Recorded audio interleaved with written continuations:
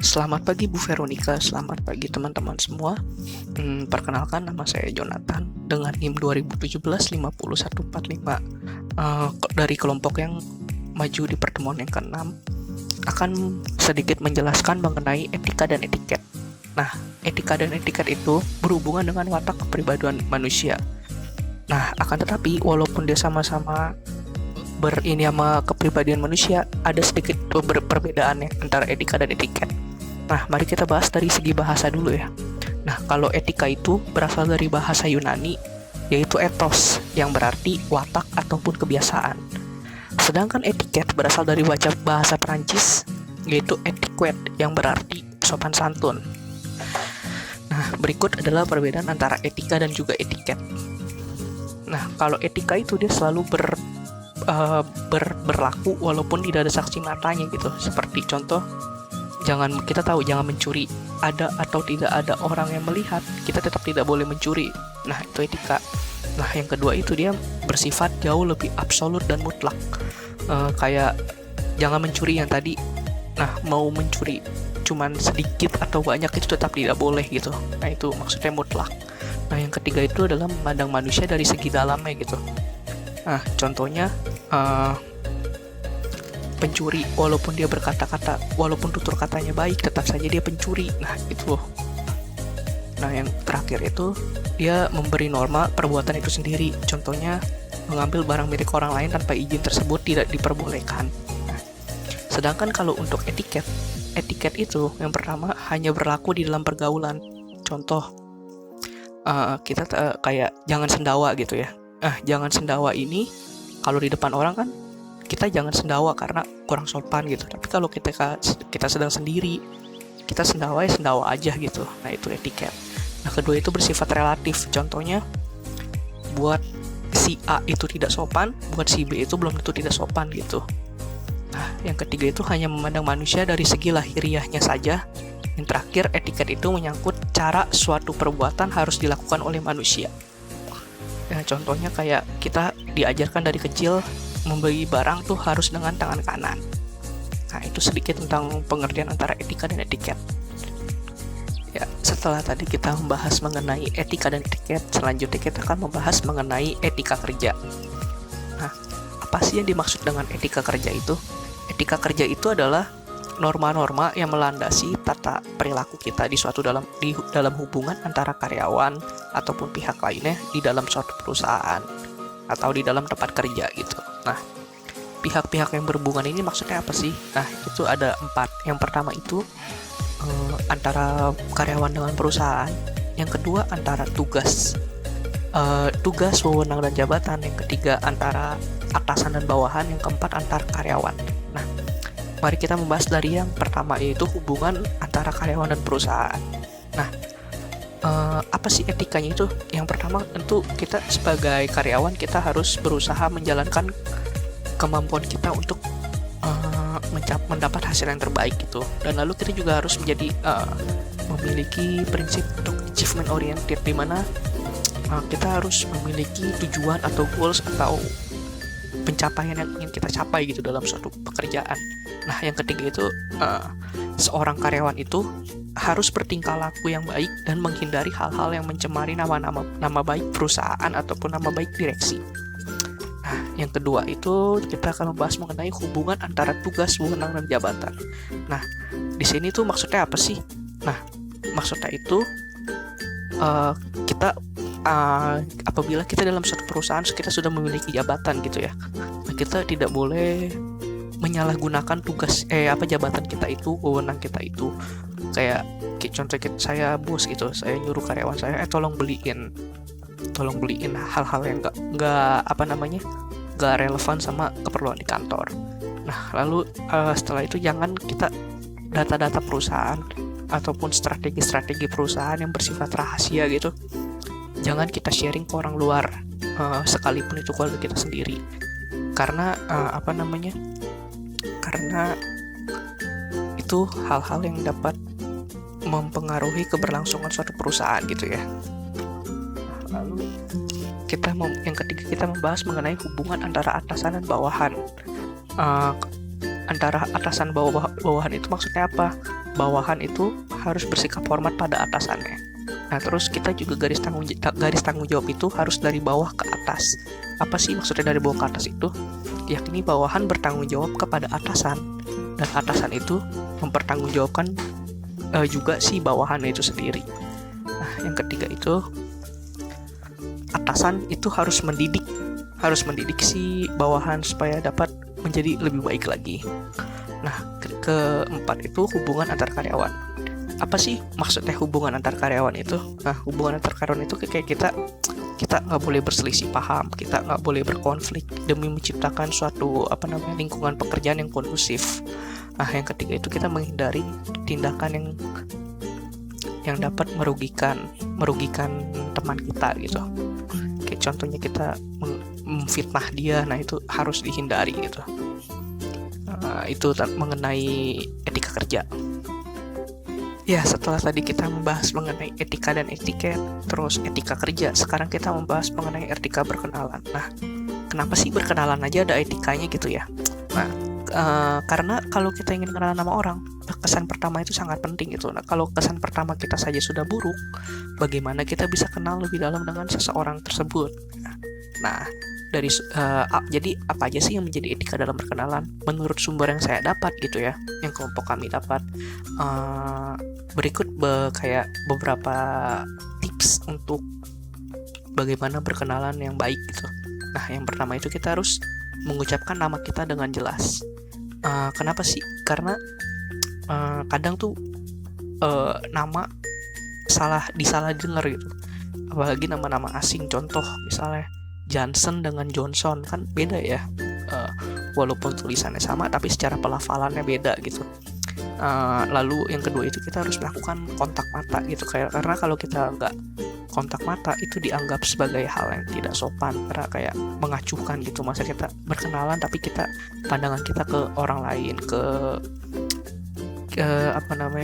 sisi lain gitu, itu kan tidak baik gitu. Nah, yang terakhir itu kita harus menjabat tangannya dengan kenapa sih harus menjabat tangan?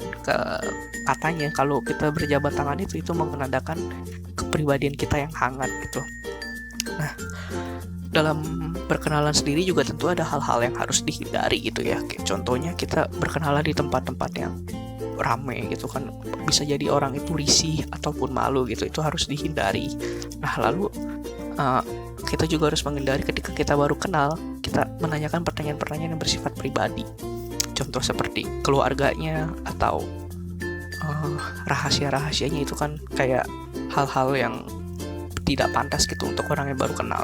Nah, yang terakhir itu kalau kita berkenalan sama orang, juga kita jangan menghindari gitu hal-hal yang mungkin maksud kita baik, tapi kita menawarkan hal-hal yang terlalu dalam gitu. Kayak contoh kita minta izin untuk mengantar dia pulang. Nah, itu kalau bisa dihindarin karena itu masih terlalu awal, terlalu dini gitu.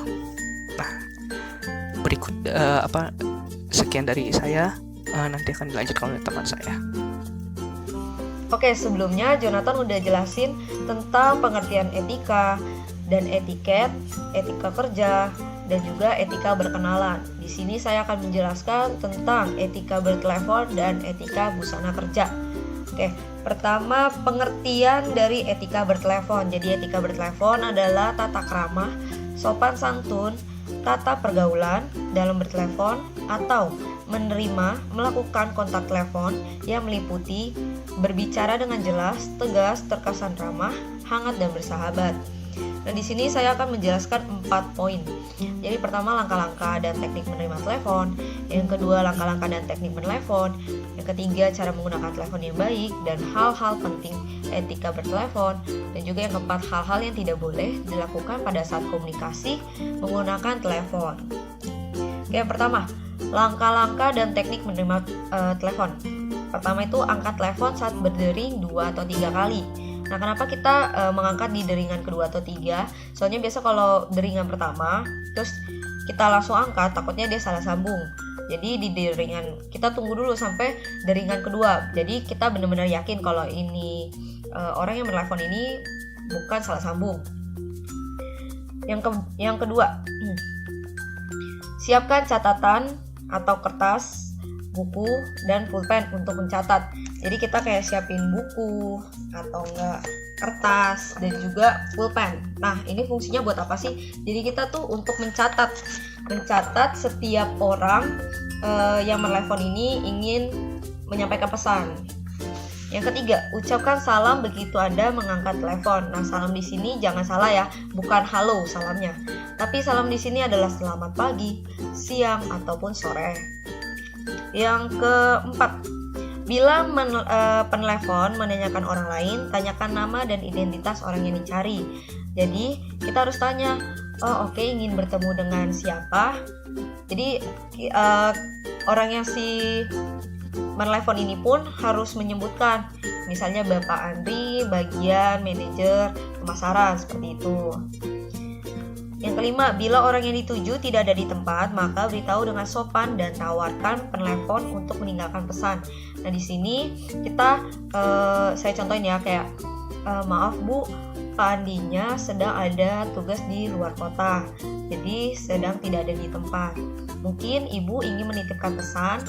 Nah, di sini kita menawarkan apakah si penelepon ini ingin menitipkan pesan ke Bapak Andi gitu. Terus yang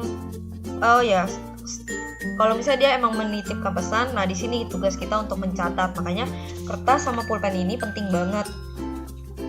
Yang keenam, setelah menyelesaikan pembicaraan dengan penelepon, sebaiknya mengucapkan salam dan jangan meletakkan gagang telepon mendahului penelepon. Tunggu sampai gagang telepon diletakkan atau telepon ditutup selama 2 atau 3 detik oleh penelepon. Jadi seusaha mungkin yang mengakhiri penelepon kita mengucapkan salam, kayak selamat pagi, terima kasih.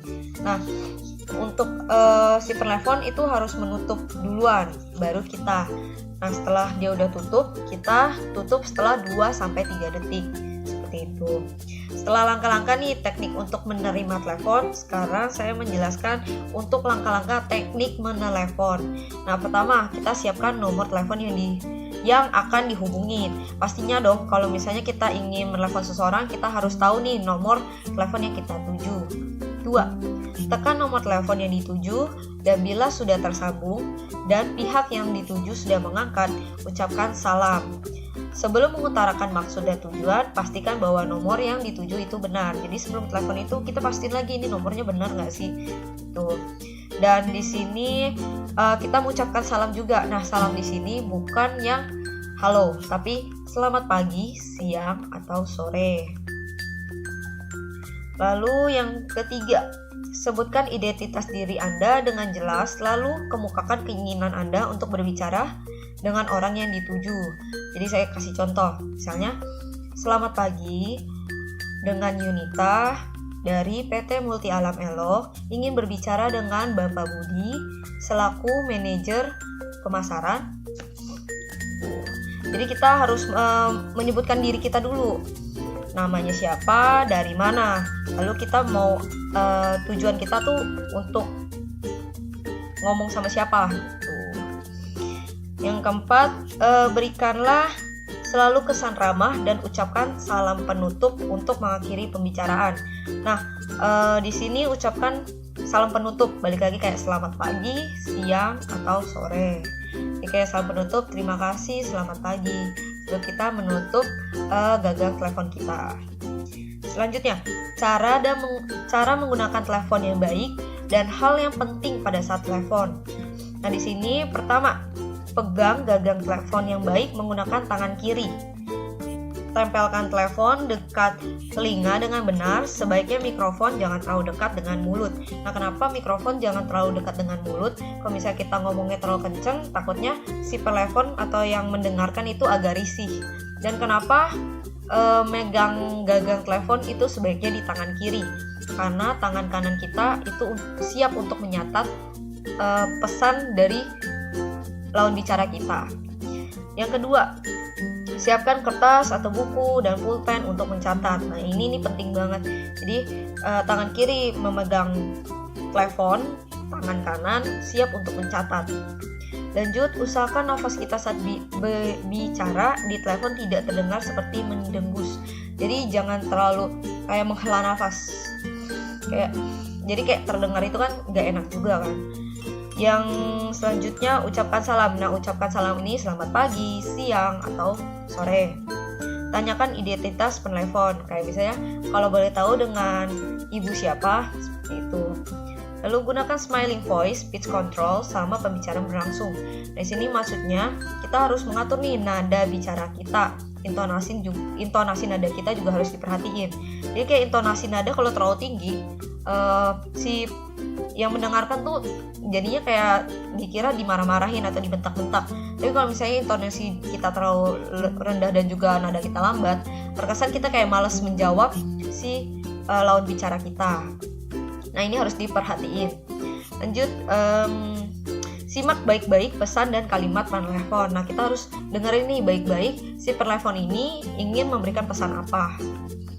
Apabila Anda tidak mengerti, tidak ada salahnya Anda mengulangi pertanyaan. Nah, kalau misalnya mungkin sinyalnya lagi jelek atau mungkin si penelpon berbicaranya terlalu cepat, kita bisa menanyakan kembali apa yang ingin penelpon bicarakan. Selanjutnya, akhiri pembicara dengan salam. Nah, salam di sini kayak selamat pagi, siang, atau sore. Terus letakkan gagang telepon dengan benar dan pas pada posisinya. Dan di sini juga letakin teleponnya jangan terlalu kenceng. Jadi kayak seolah-olah kita nggak habis marahan, habis telepon. Oke, selanjutnya saya akan menjelaskan tentang hal yang tidak boleh dilakukan pada saat komunikasi menggunakan telepon. Nah, ini hal-hal yang nggak boleh nih. Pertama, suara terlalu keras. Nah, kalau misalnya suara kita terlalu keras, si pihak penelpon atau lawan bicara kita juga rasanya risih mendengarkan telepon gitu, karena kita suara terlalu keras. Yang kedua, bicara di telepon sambil makan atau berdecak. Nah, di sini kenapa sih kita nggak boleh telepon sambil makan? Kalau misalnya kita telepon sambil makan, adanya kita kalau ngomong jadinya nggak terdengar jelas. Apalagi kalau misalnya sambil berdecak, nggak sopan banget. Yang ketiga, berbicara dengan orang lain selagi berbicara di telepon. Nah, maksudnya di sini kita tuh kalau menelepon, apalagi kalau misalnya ada orang yang menitipkan pesan, kita harus fokus sama lawan bicaranya kita. Soalnya kan di sini kan kadang penelpon juga ingin menitipkan beberapa pesan, makanya penting banget yang namanya kita harus fokus dengan lawan bicara kita. Selanjutnya, bicara dengan nada kasar atau membentak. Nah, di sini nggak boleh banget ya yang namanya ngebentak-bentak atau berbicara dengan nada kasar. Yang balik lagi nada kasarnya kayak lebih tinggi intonasinya atau nadanya lebih keras. Terus membiarkan penelpon menunggu terlalu lama tanpa penjelasan. Nah, di sini maksudnya penelpon tidak diberi kejelasan. Misalnya Pak Andi sedang tidak ada tapi tidak dikasih tahu kenapa gitu.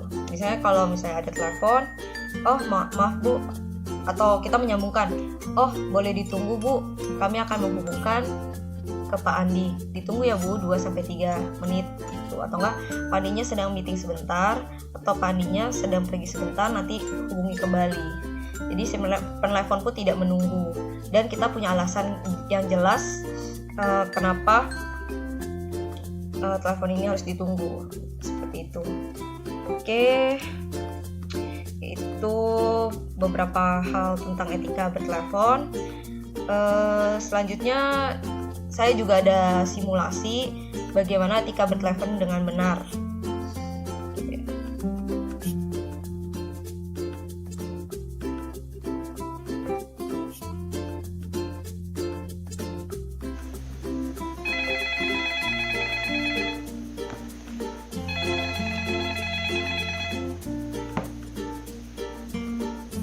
Selamat pagi, PT Multi Alam Elok dengan Yunita, ada yang bisa saya bantu? Selamat pagi, saya Santi, selaku sekretaris dari PT Maju Jaya, ingin berbicara dengan Bapak Budi, selaku manajer marketing PT Multi Alam Elok. Mohon maaf Ibu Santi, Bapak Budi sedang ada perjalanan bisnis di Kalimantan. Adakah pesan yang ingin disampaikan? Selaku dengan pimpinan kami ingin bertemu dengan Bapak Budi untuk membicarakan perjanjian konsinyasi di cabang baru Bali. Pertemuan akan dilakukan pada hari Senin, tanggal 5 Oktober 2020, jam 10 pagi, bertempat di restoran Jalan Grogol, nomor 20, Jakarta Barat.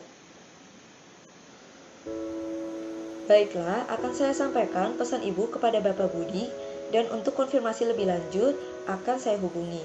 Bolehkah saya mengetahui nomor telepon PT Maju Jaya? Nomor telepon yang bisa dihubungi di 021 1123 1456. Maaf Ibu Santi, mungkin ada yang bisa saya bantu lagi? Tidak, terima kasih. Saya tunggu konfirmasinya secepatnya ya. Baiklah Ibu Santi, akan saya kabarkan secepatnya. Terima kasih, selamat pagi. Selamat pagi Bu. Oke, selanjutnya setelah etika bertelepon, tadi juga udah nonton simulasinya, saya akan melanjutkan tentang etika berbusana di tempat kerja. Nah, di sini etika berbusana di tempat kerja. Untuk busana saat hari pertama kerja ini penting banget nih buat anak-anak yang masih baru masuk kerja. Ini kita harus nunjukin ya namanya profesionalitasnya kita. Misalnya untuk lebih baik sih berpakaian formal. Pertama untuk laki-laki kita kalau laki-laki biasanya memakai kemeja atau dan juga dengan jas, dasi, celana juga celana bahan. Lalu sepatunya bisa mungkin sepatu pantofel atau sepatu kulit yang terlihat profesional. Dan kalau untuk cewek atau wanita juga bisa menggunakan misalnya kemeja, terus dikasih blazer dan menggunakan rok atau celana panjang bahan juga boleh. Tapi penggunaan rok di sini jangan terlalu ketat dan jangan terlalu pendek. Jadi kita tuh ke kantor harus berpakaian juga yang sopan. Terus untuk sepatunya mungkin bisa pakai high heel tapi jangan terlalu tinggi. Ya paling minimal jangan sampai lebih dari 10 cm. Atau enggak juga bisa menggunakan flat shoes. Terus sesuai dengan budaya dan peraturan. Nah, di sini kan peraturan untuk di setiap kantor tuh berbeda-beda. Ada yang mungkin bajunya tidak terlalu formal, lebih ke casual. Di sini kita juga harus cari tahu nih, kalau di kantor itu pakaiannya seperti apa. Misalnya kita bisa lihat rekan kerja kita setiap harinya memakai baju seperti apa, seperti itu. Lalu santai tapi sopan. Nah di sini santai tapi sopan bukan pakai sendal jepit ya, tapi balik lagi santai tapi sopan. Jadi mungkin bisa menggunakan sepatu, terus bajunya itu kasual, kemeja atau enggak. Bisa menggunakan kan ada beberapa kantor yang mewajibkan hari Jumat itu menggunakan batik.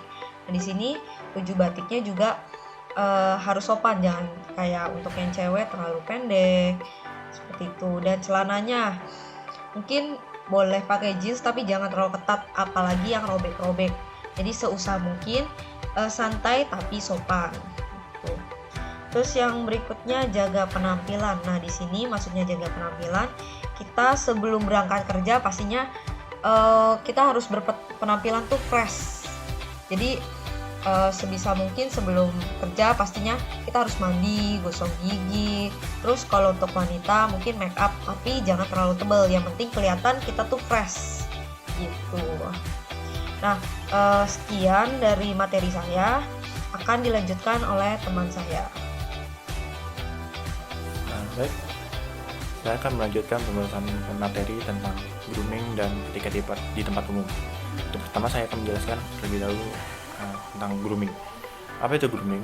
Grooming adalah penampilan diri seseorang yang terjaga dan selalu rapi secara keseluruhan, dimulai dari ujung rambut sampai ujung kaki. Atau tindakan di mana seseorang akan bersih atau rapi tubuh mereka dalam memperhatikan beberapa cara, seperti cara berjalan, cara berpakaian, cara berbicara, dan lain-lain. Itu tindakan yang menunjukkan ke orang lain bahwa kita itu bersih, rapi. Selanjutnya tuh penampilan menarik. Nah, penampilan tuh merupakan bentuk citra diri dari yang terpancar dari diri seseorang. penampilan ini dapat menjadi salah satu sarana komunikasi antar individu. Tampilan menarik itu bukan berarti mewah dan hanya dimonopoli oleh mereka yang cantik dan keren saja. Tetapi setiap orang, setiap individu itu mempunyai sisi masing-masing yang menarik tergantung pengembangan dirinya seperti apa. Kesan positif yang ditimbulkan yaitu seperti bersahabat, rendah hati, berwibawa, sopan. Kesan positif yang dihindari sombong, acuh-acuh, malu, meremehkan, kekanak-kanakan, ketakutan, gelisah, panik, nantang, dan lain-lain. Nah, untuk menghindari kesan negatif dapat dilakukan dengan cara latihan diri seperti self control, mengontrol diri dari rasa marah, tidak sabar, tidak puas, iri dan dengki, body language, mengontrol bahasa tubuh, terus first impression, memberikan memberikan kesan yang terbaik saat bertemu dengan orang lain, orang baru. Dari dari self control, body language dan first impression tadi ada part lagi dibagi dalam yang pertama sikap atau pembawaan yang dapat dilakukan dari cara yang dapat diperhatikan dari cara berjalan, cara berbicara, cara makan, cara duduk, dan cara berdiri. Yang kedua ekspresi wajah dan bahasa tubuh, cara memandang, pandangan mata ketika melihat atau berbicara dengan lawan bicara, sikap tubuh yang banyak dipengaruhi oleh sikap kepala tegak, sikap wajah, alis mata, bibir, dan lain-lain. Yang ketiga itu berbicara. Untuk berbicara dengan baik dituntut dengan bahasa tubuh atau gerak-gerik, intonasi suara sedang, tinggi, dan lain-lain. Ataupun yang keempat, tata rambut, tata rias, dan tata busana tentang penampilan fisik. Terus selanjutnya standar grooming untuk pria. Standar grooming untuk pria sendiri itu ada beberapa standarnya. Nah, untuk yang pertama tuh ada hiasan gigi bersih dan tidak berbau, kumis rapi, bila memungkinkan sebaiknya tidak berjenggot, rambut rapi, tidak menutupi bagian kerah baju, tidak menutupi mata, kuku pendek dan bersih, menggunakan seragam dengan rapi dan bersih, menggunakan sepatu bukan sendal. Untuk standar grooming untuk wanita itu riasan wajah sederhana dan rapi, memakai bedak, lipstick, lebih baik lagi ditambah eyeshadow tipis-tipis saja untuk kesan segar. Nah, pilihan warna kosmetik sebaiknya tidak menggunakan warna merah menyala atau merah mengkilat. Nah, gigi bersih tidak berbau, rambut bersih dan rapi, sebaiknya tidak digerai dan tidak menutupi pandangan mata. Apabila rambut panjang melebihi pundak, sebaiknya itu di-cut menggunakan bando atau jepitan rambut. Pilih salah satu. Nah, yang selanjutnya itu kuku pendek dan tidak diwarnai, tidak menggunakan cat kuku, menggunakan seragam rapi dan bersih, menggunakan sepatu berhak rendah, bukan sendal. Apabila menggunakan busana muslim, kenakan penutup kepala yang serasi, bersih dan rapi, menggunakan perhiasan secukupnya, cincin kawin dan jam tangan. Nah, untuk berikutnya itu ada etiket. Etiket di tempat umum. Nah, berikutnya adalah etiket di tempat umum. Nah, seperti tadi sudah kita ketahui, sudah dijelaskan oleh teman saya Jonathan di awal mengenai etika. Nah, kembali saya menjelaskan sedikit lagi tentang etika. Etika adalah ilmu tentang apa yang baik dan yang salah, yang buruk, tentang hak dan kewajiban moral, kumpulan asas atau nilai yang berkenaan dengan akhlak, nilai mengenai yang benar dan yang salah yang dianut oleh masyarakat. Tempat umum adalah suatu tempat di mana orang banyak atau masyarakat umum berkumpul untuk melakukan kegiatan mereka baik secara sementara atau insidental maupun secara terus-menerus atau permanen, baik membayar maupun tidak membayar. Nah, kesimpulannya, etika di tempat umum adalah perilaku moral dan tingkah laku kita, baik atau tidak baiknya di tengah masyarakat atau di tempat umum. Nah, ada beberapa tata cara dan etika dalam memakai pakaian atau berpakaian yang baik dan sopan di tempat umum, itu seperti menutupi aurat bagian tubuh, sesuai dengan tujuan, situasi, dan kondisi lingkungan, tampak rapi, bersih, sehat, dan ukurannya pas, tidak kelebaran, tidak menggunakan baju yang kelebaran, tidak memakai baju yang kesempitan, karena kesempitan atau kelonggaran yang pas dengan ukuran tubuh. Tidak mengganggu orang lain, seperti suka iseng gitu, toel gitu. Nah, tidak melanggar hukum negara dan hukum agama. Nah, etika berjalan di tempat umum, ya, seperti berjalan di trotoar untuk mematuhi apa aja peraturan yang ada di atas trotoar, seperti tidak menyerobot orang yang sedang jalan kaki, terus ya tidak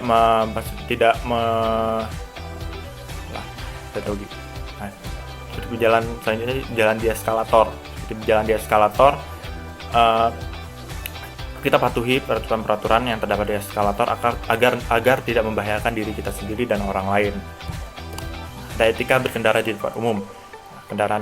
Yang pertama untuk di kendaraan pribadi.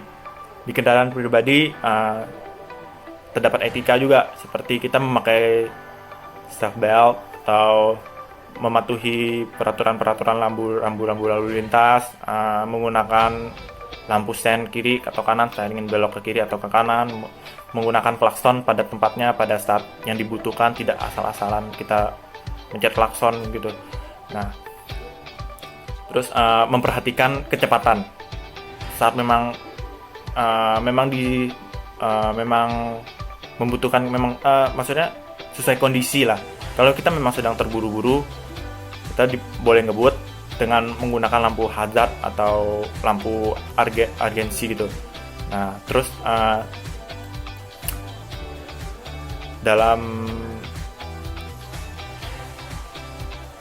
di dalam kita berkendaraan pribadi juga itu terdapat ada kendaraan-kendaraan yang wajib didahulukan, seperti kendaraan ukuran besar, ukuran sedang, ukuran kecil, kendaraan roda 2, dan pejalan kaki.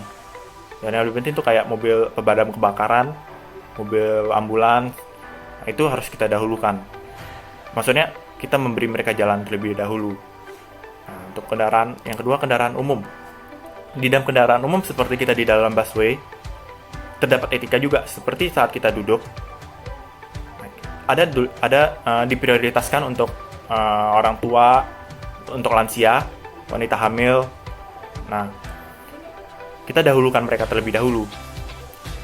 Pada saat kita duduk, itu kosong kursinya, kita duduk. Nah, kalau tiba-tiba ada yang masuk, lansia atau ibu hamil, nah kita berdiri, kita kasih mereka duduk. Nah, itu salah satu etika yang baik saat di dalam kendaraan umum. Nah, pada saat untuk masuk dan keluar bus Transjakarta contohnya itu seperti tadi, dahulukan mereka yang keluar terlebih dahulu, baru kita masuk. Nah, untuk selanjutnya, penggunaan fasilitas umum. Ada beberapa fasilitas, namun seperti telepon umum, halte, dan bus kurang diperhatikan penggunaannya. Pernah beberapa saya melihat telepon umum di jalanan rusak, ada yang tidak ada pegangan teleponnya, kabel teleponnya hilang, putus, terdapat banyak coret-coretan. Begitu juga halte bus, terbanyak coretan, ada yang pintunya lepas, gagang untuk pegangan lepas. Banyak hal-hal yang rusak lah gitu. Terus penggunaannya tidak tepat, seperti aturan untuk pembatas malah dijadikan untuk sandaran. Itu menyebabkan pegangan yang untuk pembatas itu copot. Nah, terus tempat duduk yang seharusnya digunakan untuk penunggu bus justru tidak ada. Jelas hal ini hanya dibiarkan begitu saja, karena jika dibiarkan bisa semakin merusak fasilitas umum yang lainnya. Karena jika lalu bagaimana cara kita merawat fasilitas umum tersebut agar bermanfaat sesuai dengan kegunaannya? Caranya ya kita menjaga baik, kita mengetahui seharusnya tempat duduk itu digunakan untuk apa, ya kita gunakan untuk duduk. Nah, pembatas jalan itu pembatas untuk mengantri itu tidak seharusnya untuk dijadikan sandaran. Kita sadar itu, tetapi kita masih melakukannya. Nah, etika di toilet umum, tidak membuang sampah bekas tisu di toilet, tidak membuang pembalut di toilet. Nah, di toilet itu kita tahu, kita menyadari toilet umum itu untuk kita membuang air kecil atau membuang air besar. Tidak seharusnya kita membuang kayak tisu, kayak bekas yang tadi yang saya bilang tentang roti Jepang ke dalam toilet, itu tidak seharusnya itu. Nah, terus etika merokok di tempat umum. Ada etika merokok di tempat umum. Telah disediakan, ada misalnya contohnya kalau kita di kayak di McD, tempat umum kan. Di McD itu ada area smoking room, no smoking room. Nah, sudah disediakan area smoking room. Nah, seharusnya merokok tuh di area smoking room lah. Di smoking room itu saja. Kadang saya beberapa kali melihat atau ya melihat lah, banyak yang masih merokok di area umum yang dilarang merokok, yang tidak seharusnya merokok di situ. Mereka lebih memilih di situ. Nah, untuk membuang sampah pada tempatnya. Nah, ini tadi yang seperti yang di toilet umum. Sudah disediakan toilet, maksudnya tong sampah. Buanglah di tong sampah, jangan buang di toilet itu, di toilet di lubang kloset. Ada tong sampah, buang di tong sampah. Bahkan hal kecil seperti permen karet pun mending buang di tong sampah, jangan buang di jalan. Buang di jalan, di trotoar, diinjek lengket sepatu. Itu menyusahkan orang lain juga. Menyeberang jalan pada jembatan penyeberangan atau zebra cross. Nah, ini seperti yang etika di trotoar juga. Pada saat menyeberang jalan, kita harus memperhatikan rambu-rambu juga. Perhatikan kiri kanan, apakah udah aman, seberang, jangan membahayakan diri sendiri dan orang lain. Nah, etika berbicara di tempat umum. Etika berbicara di tempat umum, kita seperti yang harus menggunakan bahasa-bahasa yang baik dan benar, menggunakan bahasa-bahasa yang tidak membingungkan, menggunakan bahasa-bahasa yang mudah dimengerti, terus berbicara dengan nada yang sopan, menggunakan intonasi suara tinggi, sedang, dan lain-lain. Tidak mudah terbawa emosi pada saat berdebat atau beradu argumentasi. Nah, manfaat etiket. Untuk manfaat etiket sendiri ada 5. Yang pertama, meningkatkan citra pribadi, memberi kepercayaan diri, membuat seseorang disenangi, memudahkan hubungan dengan orang lain, lebih mapan dan lebih mantap dalam hidup bermasyarakat. Etiket berkenalan. Dalam berkenalan di Indonesia didahului oleh pria. Ekspresi muka, pandangan mata, sikap kepala, sikap simpatik, hormat, dan bersahabat. Dalam lingkungan kerja, status pria dan wanita sama. Yang dilihat adalah pangkat atau kedudukan. Maka memperkenalkannya lebih tinggi dulu baru bawahannya. Bawahan dapat mengucapkan salam duluan jika dalam acara ulang tahun, hari raya, kenaikan pangkat, acara-acara non formal lainnya. Apabila dalam acara formal yang memiliki pangkat atau kedudukan tertinggi yang harus memperkenalkan terlebih dahulu. Untuk kiat-kiat etika pergaulan, ada senyum, kebersihan, jauhi sikap mementingkan diri sendiri, penggunaan bahasa Indonesia yang baik dan benar, menyenangkan hati orang lain, menjadi pendengar yang baik, ucapkan kata terima kasih dengan tulus, toleran, dapat menahan diri dari emosi, tidak memotong pembicaraan orang lain, tidak cepat tersinggung, tidak menyalahgunakan kedudukan, tidak menyalahgunakan kekayaan. Nah, berikut adalah presentasi penyampaian materi dari kelompok kami. Apabila ada kesalahan kata, kesalahan sikap, kami ucapkan mohon maaf yang sebesar-besarnya. Sekian dari kami, terima kasih.